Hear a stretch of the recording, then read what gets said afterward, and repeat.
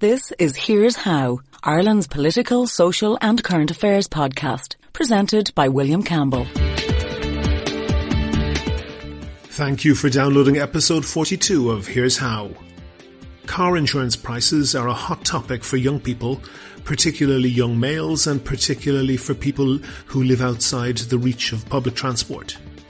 In this podcast, I'll be talking to a campaigner on the topic about ways to reduce insurance claims and insurance costs.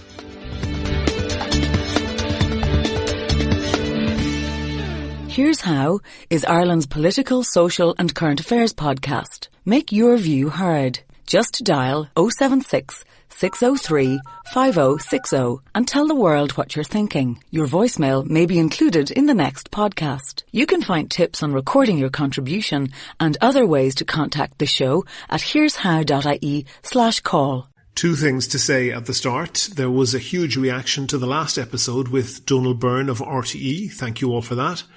I should say that Donal Byrne in the interview suggested that somebody, it was pretty clear that he was insinuating Gemma O'Doherty, that somebody broke the confidential terms of the settlement between Gemma O'Doherty and Independent News and Media, and this explained why a British newspaper had more coverage of the story than RTE. Gemma O'Doherty was in touch to clarify that this is entirely untrue and that she has not breached the terms of her settlement with INM, and she wasn't the source for the stories in The Guardian. In fact, it's pretty obvious if you read The Guardian stories that they're mostly from information on the public record, particularly a lecture given by Gemma O'Doherty that was available to all news media. The second thing I want to say is that nominations for the Blog Awards Ireland are now open, and I've put a link for the page where you can nominate Here's How in the podcast section of the awards in the show notes for this podcast, in case you want to do that. Make your view heard. Dial 076 603 5060 and leave a contribution for the show. You can find tips on how to record a good contribution and other ways to contact the podcast at here'show.ie/call. Anyone with a good deal of experience in business knows that renegotiating a deal is a risky thing. When they think about renegotiating, naive people see what they have as the baseline and they assume all change will be in their favour. Things don't normally work out like that. Unless there's been a fundamental shift in the power relations between two parties, there's no reason to think that the result of new negotiations between them will be any different to the previous ones. Indeed, they may well be worse for whoever demanded renegotiation, since their counterparty is likely to be annoyed that they object to honouring the earlier agreement. A lot has been said about the Brexit vote, and I don't want to rehash it all now here, but there is one aspect that's worth commenting on. That is the pretty stunning fact that nobody in the Leave campaign seems to have put any effort at all into gaming out what leaving the EU might involve. This was shown clearly when Michael Gove practically shrugged his shoulders when he was asked what the plan was and said it wasn't up to him, it was up to Cameron. Not for long, as it turned out. It's worth giving a thought to what Gove, Johnson and Farage didn't think about. Invoking Article 50 basically means getting on an escalator that delivers you out of the EU within 2 years. The 2 years are for negotiations about disengaging from the EU. I suppose that involves EU property on UK soil. When do UK MEPs and officials leave their posts? How do you ease UK nationals employed by the EU institutions out of their jobs, and so forth? Another foolish comment made by Gove was that Britain would begin informal talks about leaving the EU immediately. Other EU governments immediately made it clear that they would not do this, no negotiations until Article 50 is triggered. Cecilia Malmström, the EU Trade Commissioner, gave an interview to the BBC saying that negotiations about a trade deal to come into force after the UK leaves the EU would only start after the UK had left the EU. Everyone knows that these negotiations could take years, maybe decades, and in the meantime, the UK would have less favourable trading conditions with the EU than would, for example, South Africa. There might be a fudge on this. It's difficult to do under WTO rules, but there might be some negotiations about what will happen on the day after the UK leaves the EU. But the UK will be heavily relying on the goodwill of people that they've been shouting abuse at for years. But the bind for the next UK Prime Minister is very serious. If they don't trigger Article 50, they will face a democratic crisis, not to mention being a laughingstock. If and when they do trigger Article 50, they'll be jumping off a cliff and hoping to negotiate the price of installing a trampoline at the bottom while they're on their way down. That is not a strong negotiating position. Do you agree? Do you disagree? If you want your point of view heard, dial 076 603 5060 and leave a contribution for the show. The lines are open 24/7 and you can find tips on how to record a good contribution and other ways to contact the podcast at here'show.ie/call. On the line now, I have Kian Griffin of Ireland Underground. He was one of the organisers of a rally in Merrion Square recently highlighting rising car insurance costs.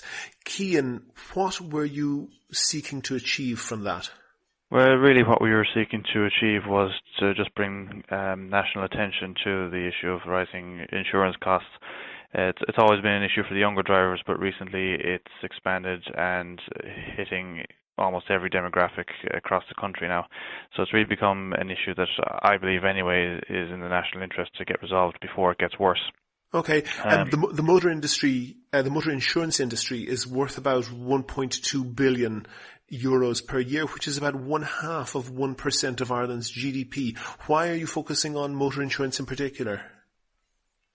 Well, it's just because it's become a considerable strain on families with cars and on students who are driving to college and those trying to get to work. It's an extra cost on top of what we already pay in terms of tax, in terms of maintenance on our cars, and in terms of the NCT as well. And adding, of course, the cost of fuel on top of that. Owning a car in Ireland, I don't think has ever been more expensive than it is at the moment.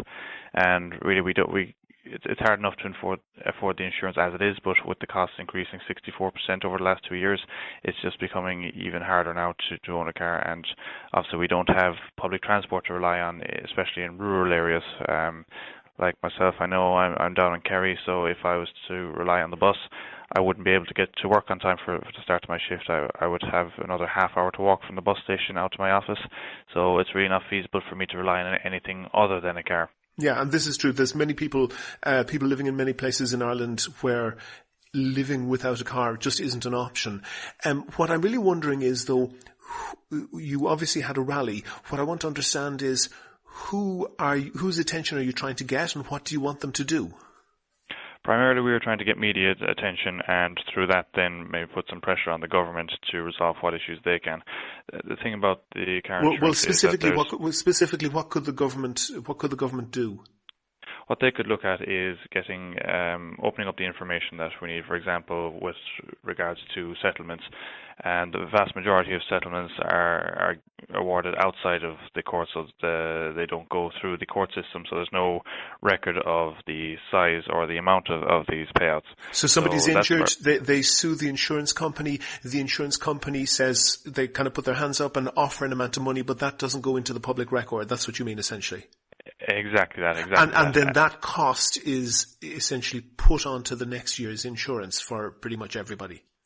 Exactly, you have it. So I feel that in order to be able to police that correctly, we should have access to that kind of data. Well, the government should, and the injuries board should, so that they can monitor it and, where possible, maybe seek to restrict those payouts not going through the courts. Like that's one thing that the insurance companies themselves quote as being one of the major issues, is the increase in the cost of payouts. So obviously that's what we were hoping the government would take a look at primarily, is to start maybe bringing down those costs, and we would also like to see them tackle insurance fraud more stringently. All of this, we think anyway, and a lot of the TDs we've spoken to are in agreement with us, could be resolved by the reintroduction of the Motor Insurance Advisory Board. They were set up back in 2002 and they brought claims back down over 40%, so it was successful then, so I don't see why it wouldn't be successful again. Okay. We know, of course, Alan Shatter attempted significant reform in our legal system. His legal reform bill was essentially gutted, despite the fact that the Troika said that our legal costs were making Ireland uncompetitive. Do you think that legal fees are a big part of the problem?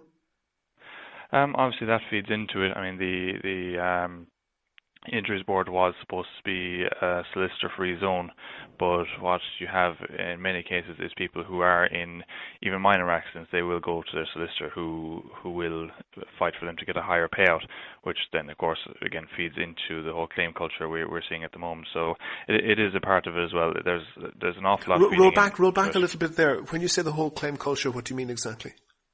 Well, we seem to be developing a situation in Ireland where people will have a minor accident and they see an opportunity maybe to get a payout. There have been a lot of cases in the media over the last couple of months and years where you see quite high payouts being given for minor things. And even if you compare just the stats that we do have... hang on a second, Cian. Yep. There's sort of a trope that you see in tabloid newspapers that says somebody got X amount of money for an apparently minor injury. But when you read into the details of those, they can be much more serious than they appear from the headline.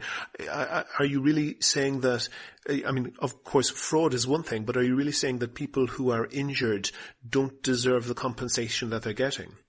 Oh no, absolutely not. In many cases, they do deserve a lot of the money that they are getting, but there are quite a few cases where they don't, where they are being given higher payouts than what you would expect compared to the European average. Like obviously each individual case is different and would have to be treated as such, but we do seem to have an overly generous judicial system when it comes to the payouts compared to the European average. Is that your impression, or do you have actual research to back that up? That's the research that the insurance companies are giving out. They are saying that the fraud and the size of the payouts compared to the European average is what's feeding into it from the data that they have. But then again, that feeds back to the claims that are being paid out on the steps of the courts again. So that goes back to my original point that we would need access to that data to back all this up. To check out if the insurance companies are telling the truth. Exactly, or if there's something else going on, because a lot of people I've been speaking to, journalists in various newspapers, believe that there's something more to it. But like that, when we don't have access to the data that the insurance companies have, then we can't obviously investigate fully. There have been various campaigns over the recent years to improve road safety. They've come up against quite a lot of opposition. For example, there was very, very active opposition to enforcing speed limits, which going back a few years in Ireland was hardly done at all. In your own county, in Kerry, Danny Healy-Rae, when he was a councillor, proposed and had passed a motion at Kerry County Council asking for drink driving to be made legal. That obviously has no legal effect, but it seems it shows an attitude. We all know the scandals around penalty points. Wouldn't the best thing for motorists be to say we want the road safety laws enforced more stringently and more consistently to make sure that the accidents don't happen in the first place? Yeah, that would be part of it. I mean, that drink driving thing that was proposed by Danny Healy-Rae, I don't agree with at all in any shape or form. It was quite ridiculous, and I was embarrassed to see it being put through my own county council. But yeah, absolutely. Look, road safety has improved massively. Sure, but it betrays an attitude that people, and even if you listen to commentators like Pat Kenny or George Hook, they talk about speed cameras almost as if they're unfair because they don't give a sporting chance to allow drivers get away with breaking the law. There is an attitude that is callous towards road safety in this country, isn't there? There is in a lot of cases, yeah. I mean, I can understand a lot of people are annoyed at speed cameras, and I hear myself a lot of complaints about people who have been caught speeding. It's a case of have they nothing better to be doing, but look, I fully agree with you there. I fully agree that we should be enforcing those kind of things, I would be absolutely in favour of static speed cameras as opposed to the vans we have at the moment. Anything at all that can be done to improve road safety. I mean, we have seen a vast improvement in the last couple of years. There's still a way to go, of course, but obviously that's something I would like to see. But okay, one thing that's notable, and you mentioned younger drivers, and younger, particularly male drivers, will be paying sometimes astronomical insurance premiums. That tends to suggest that the insurance companies believe that they're a bad risk and just don't want the business. Doesn't that suggest that the insurance companies are actually working in a competitive market, and they're just saying, in order to compete, we want those particular high-risk drivers off our books? See, that would be the case if I give you, for example, now my own insurance when I started, I was paying $1,600 in the first year, and I was okay with that because I knew statistically I was in the higher risk category. But I expected that, as I get older and as I you have more experience in driving. Exactly, that my premium would come down. And it had been the case up until last year when my premium went up again, despite me having no claims, no convictions, nothing at all that you would suggest would make me a riskier driver. And we've seen that across the board now, that the insurance is going up for everyone, not just the young male drivers, not just the high risk categories, but for everyone. And like what everyone is saying to me is, there's nothing I've done this year that makes me any more of a risky driver than I was last year. Well, there is one thing, Kian, that, for example, insurance companies, they take in your premium at the beginning of the year, but if there is a claim then on that, it's not going to be at the beginning of the year. It'll on average be halfway through the year, and that claim then may not be settled for several years afterwards, and the insurance companies invest the money in the meantime. No insurance companies make an underwriting profit. They don't make a profit straight up on the premiums versus claims, but they know that they can invest the money and make back their losses and make a profit on that, when the markets, which are obviously completely outside your control, have very poor returns. So if you put your money, if you deposit it anywhere, you're not getting much of a return. That means that the low returns in the investment market are hitting premiums. That's unfortunate, but it's not really anything we can do about, is it?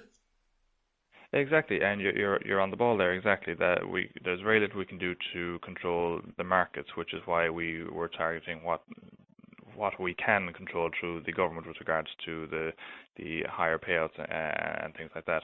I mean, this is the problem you have when you are legally required to get insurance, but you're depending on the private companies to provide it. Obviously, they want to make a profit. They're not in the business to make a loss. They are there for profit. So there's a lot of kind of contradicting things going on here, where obviously it's legally binding to have insurance, yet we depend on the private industry to supply that, whereas in other countries, then say Australia, for example, it's a different format where it's taken off the cost of fuel, and other countries would perhaps have a state-sponsored insurance company. So, like I said, there's a lot feeding into it.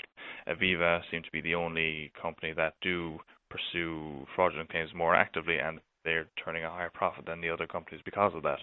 And one of my local TDs here, Michael Healy-Ray, he had been in discussions with various insurance companies. He didn't give the names of now, but he said that what they do is they do pay out claims that they know are fraudulent because it's just easier than going through the court system. So that was another one of the things that Sure, that's actually an important point, that if they've got a claim that they know is dodgy, perhaps because it's fraudulent or perhaps because it's not valid, even if the person is not trying to commit fraud, they may see it as in their interests to pay out, because they say, okay, if we go to court, there's a 20% chance that we'll lose. That's an 80% chance that we'll win, but still 1 in 5 times you'll lose, and we might lose huge. So we'll offer them 10% of what they're asking and they'll go away. That settles that individual case. But of course it means that there's a queue of people the next morning saying, I'll have that 10% as well, and it encourages more either false or incorrect claims. That's what you're getting at, essentially, is it? Exactly that. You're on the ball there. So that's why in my letter to Minister Noonan, that was one of the things I highlighted specifically, that we want that tackled, because not only does it affect your premiums across the board, but it could have a very, very negative effect on individuals. Say, for example, if it was only a small tip, for example, and someone decided I can take advantage of this and get a €50,000 payout or whatever, and that one individual, their premium will skyrocket, obviously, because of that. So obviously it's affecting across the board, and as I said, those individuals as well. So that's one of the more important issues that we wanted to see highlighted. That one last thing then, Kian, is that Claire Daly in the Dáil spoke about this, and she said that there was a scheme previously but was discontinued when one insurance company was taken over. But there's all sorts of technologies now. There's, for example, speed limiters. There's dash cams. Anybody who's got connection to YouTube will know the amount of comedy that provides. And also a GPS recording device that you can put in a car that will just know the speed limit on any given road, know the speed that the car is travelling at, and if the person agrees to supply that data to their insurance company, then gets a much lower insurance premium. Shouldn't a lot of this be solved by technology? It should indeed, and especially when you have the advanced technology on the cars themselves, whereby the automatic braking, they can see things happening in front of them and react to that. You'd imagine that should bring down the premiums in the coming years.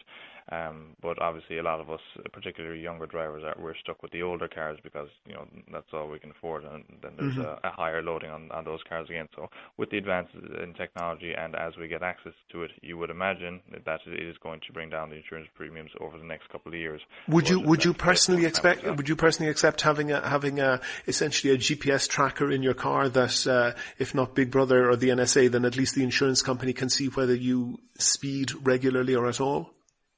If I was able to get guaranteed assurances that the data of where I am and what I'm doing is going for no other reason than just to monitor my driving, then I think I would be happy with that. But a lot of people, I know, they value their privacy massively, and they wouldn't like someone knowing where they are all the time. So there's that argument as well. That's kind of a complicated issue, I think, and that's one that's really down to each individual whether they're happy to provide that information. Kian Griffin of Ireland Underground, thank you very much for talking to me. Thank you very much. Never miss a show. Follow at Here's How Podcast on Twitter and like Here's How on Facebook for updates on each show's contents. That's almost the end of episode 42 of Here's How, Ireland's political, social and current affairs podcast, published on the 6th of July, 2016. I have links to nominate Here's How in the Blog Awards Ireland on the show notes for this podcast. There's also information I was citing in the discussion with Kian Griffin, along with links to his website and Facebook page. If you can think of a topic that you think should be covered in a future show, or if you want to suggest someone to include, and that could be yourself, then let me know. If you like the podcast, please go on iTunes and give it a rating or even write a nice review. Also, please like the show on Facebook. Please follow at Here's How Podcast on Twitter and subscribe to the podcast so new shows automatically come into your podcast feed. You can use iTunes, Stitcher, TuneIn Radio, or any other podcast app or software. If you don't know how to do that, there's step-by-step instructions along with contact details at www.here'show.ie. The next show will be uploaded shortly. The Here's How podcast is produced and presented by me, William Campbell. Don't forget to nominate, and thank you for listening.